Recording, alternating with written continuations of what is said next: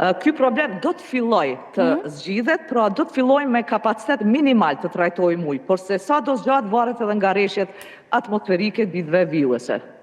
Arieta, dua që, me qenë se jemi edhe në fund të kësaj bisede, kuptohet, të pyes pak edhe për tarifat e ngritjes së çmimeve që kanë ndodhur edhe me fillim të vitit 2026. Shumë qytetarë këto i kanë cilësuar si jo të nevojshme.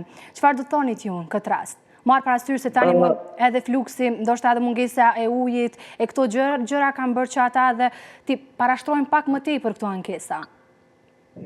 Po derisa borxhi qytetarëve ndaj kompanisë rajonalit Ujësjellësit Prishtina për ujin e pishëm, cili i nevojitet më shumë të 45 milion euro, atëherë nuk di se çfarë mund themi.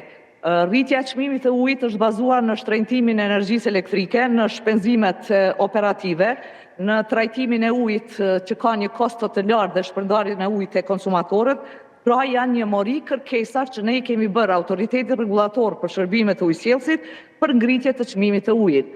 Dhe pas analizave të bëra nga autoritetit rregullator, ata kanë marrë vendim që metri kub për ujë nga 44 cent rritet në 63 cent.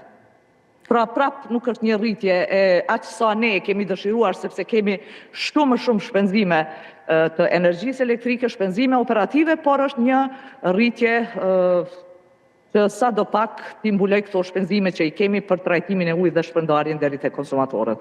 Po ashtu këtu hyn edhe investimet kapitale, ne duhet të investojmë në infrastrukturën e rrjetit të ujësjellësit, kur dihet se një pjesë ka të bëjë me një rrjet të vjetërsuar të ujësjellësit.